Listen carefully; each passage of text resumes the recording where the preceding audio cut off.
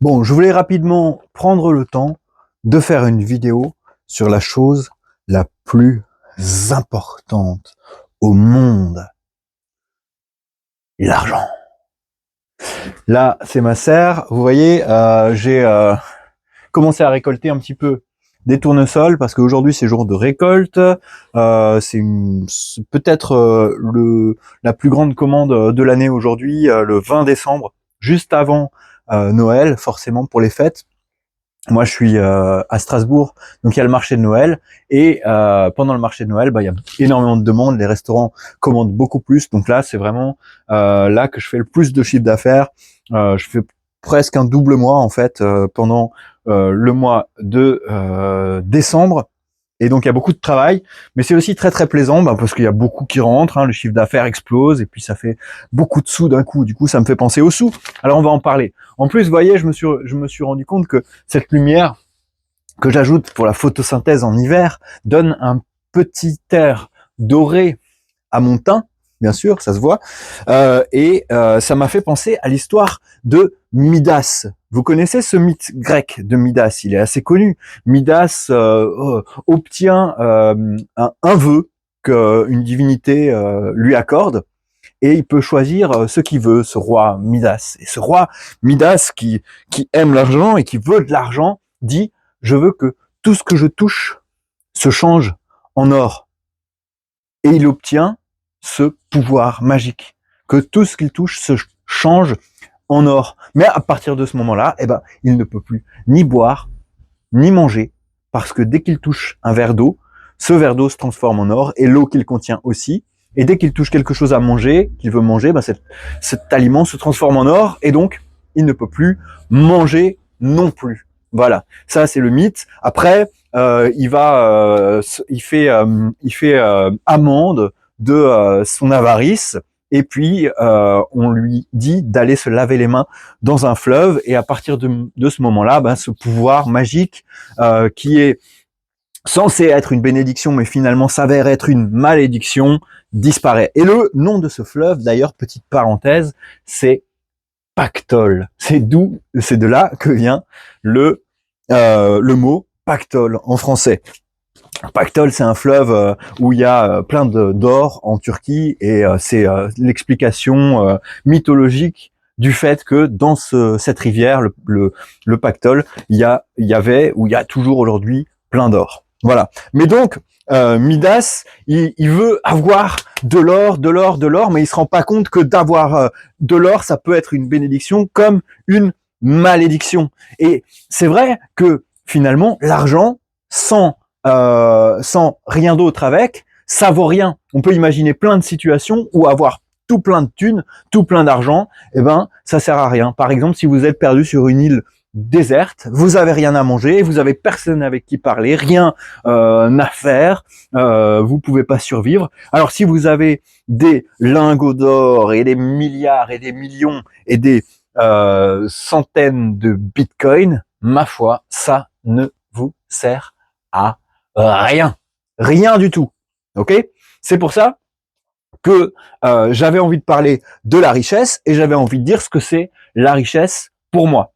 Alors attention, parce que on pourrait croire que je vais partir dans une diatribe contre l'argent. C'est pas le cas. Moi, j'aime l'argent. J'ai envie de gagner énormément d'argent. Seulement, ce en quoi je crois, c'est que si je place les éléments dans le bon ordre, alors je peux devenir un Midas qui peut transformer tout ce qu'il touche en or, mais en ayant quand même le pouvoir de manger, le pouvoir de boire, le pouvoir de ne bénéficier que de la bénédiction et de se débarrasser de la malédiction. Et ce que je pense, c'est que avant de s'enrichir, ou en tout cas en même temps, la chose ce qu'il faut avoir, ce qu'on doit avoir, ce que si on n'a pas tout ça, pardon, je m'embrouille, c'est pas grave, ça va, vous voyez ce que je veux dire. Ce que je veux dire, c'est que personnellement, je préfère être pauvre et avoir ces choses-là que j'ai notées sur ma petite liste, ces 3 choses. Je préfère avoir ces 3 choses-là, mais être pauvre, plutôt que d'être riche à milliards, mais de ne pas avoir ces choses-là. Parce qu'on peut être très malheureux tout en étant très fortuné. Alors, sans plus attendre, si, en attendant encore, il y a des questions qui sont posées dans les commentaires de mes vidéos. Il y a des gens qui se demandent comment lancer leur propre business de micro-pouce. Il y a des gens qui veulent avoir des réponses à des questions techniques. Seulement moi, je ne trouve pas le temps. Vous savez, des fois ça fonctionne, des fois ça fonctionne pas. Et les commentaires sur YouTube, pour moi, c'est pas la meilleure manière de répondre aux questions. Et du coup, je suis un peu désolé de ça, mais je n'y réponds pas la plupart du temps. Ça déprime aussi, vous savez, de trop regarder les vidéos, de trop regarder les commentaires. Il y a un côté où il y a des commentaires qui sont négatifs, il y a des commentaires qui sont positifs, mais ça prend du temps. Du coup, ce que je me suis dit, c'est que j'allais créer, comme ça se fait sur les réseaux sociaux, une newsletter, un endroit où vous pouvez vous inscrire et où je vais faire en sorte de vous donner plus d'informations plus précises. Un endroit qui sera consacré aux gens qui sont vraiment motivés, qui ont vraiment envie d'apprendre, qui ont vraiment envie de passer à l'action, qui ont vraiment envie de créer quelque chose.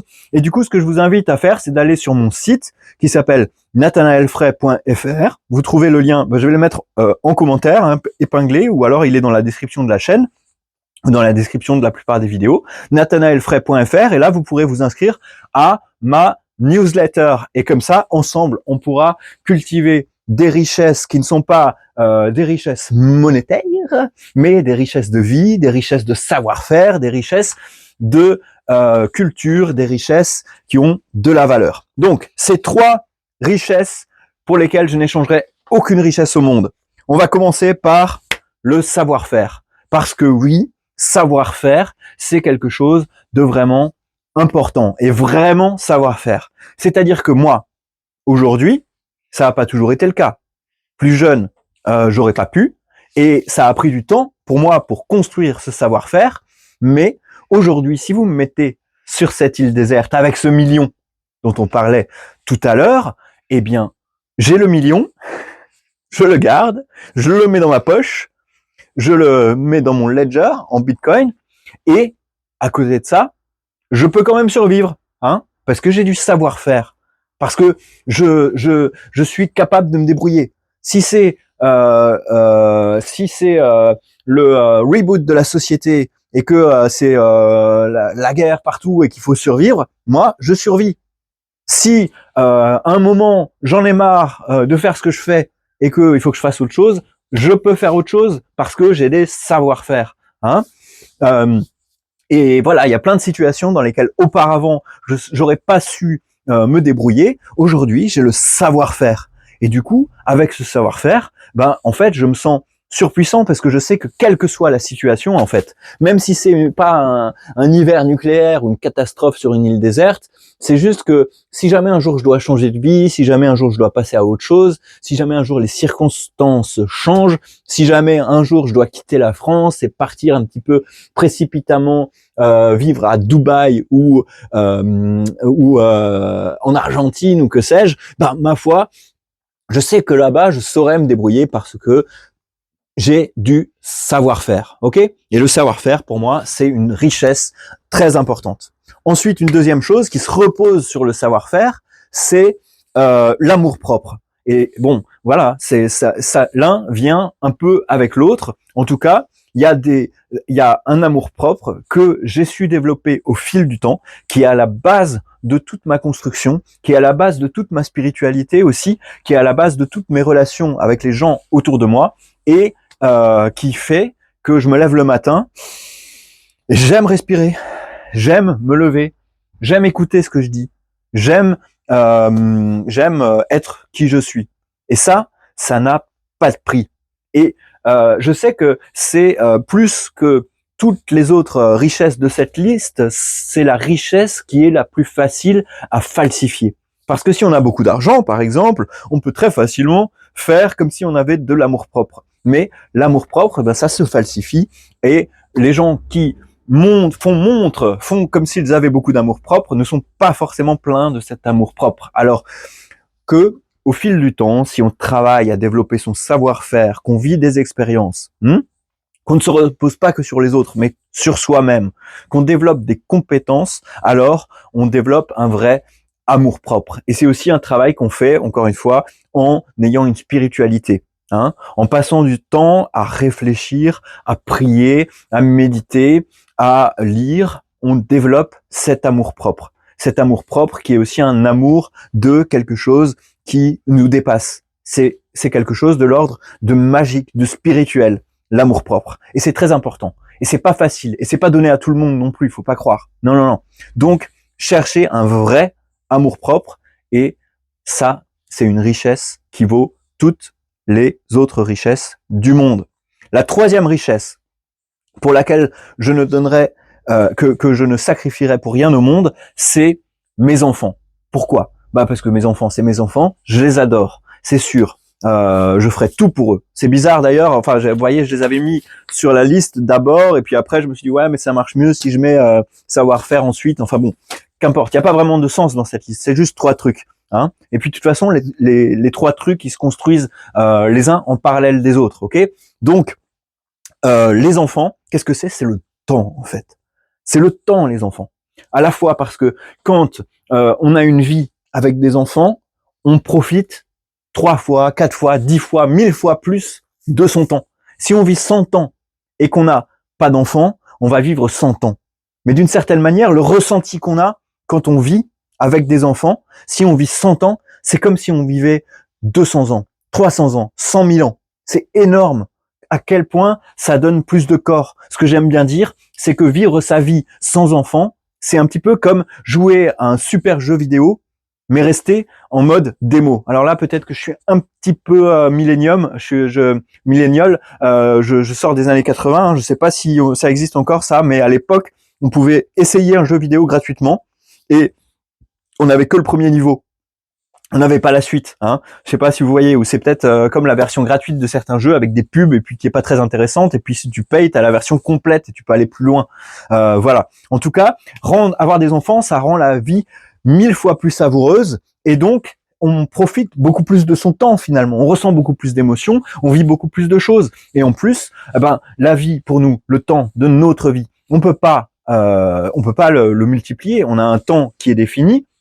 Et c'est vrai aussi pour le temps de nos enfants, c'est-à-dire que si j'ai un enfant, si j'avais eu des enfants à 20 ans, j'aurais passé 15 ans de plus avec ces enfants. Et ça non plus, ça n'a pas le prix. Voilà. Donc si je voulais être plus riche aujourd'hui, ce que je ferais, c'est que je ferais des enfants bien plus tôt, quand j'avais une vingtaine d'années. Hein. J'aurais accéléré les choses. À 20 ans, j'aurais fait en sorte d'être un master séducteur, d'avoir connu un petit peu, peut-être, ça c'est mon avis, peut-être que tout le monde ne sera pas d'accord avec le fait que c'est une bonne idée, mais bon, je pense que j'aurais connu quelques femmes, et ensuite j'aurais pu me poser, trouver la bonne personne, et faire des enfants, et me débrouiller, et apprendre de tout ça. De toute façon, quand on fait des enfants, attention, il faut d'abord finir ses études avant de faire ses enfants. Il me semble que c'est assez clair dans la recherche que c'est un risque de faire des enfants avant d'avoir un petit peu terminé ses études, au moins être un peu avancé. Mais en tout cas, si vous avez trouvé la bonne personne, allez-y, quoi. Moi, bon, c'est pas une vidéo là-dessus, mais en tout cas, les enfants, pour moi, c'est une richesse que j'échangerais pour rien au monde, ok?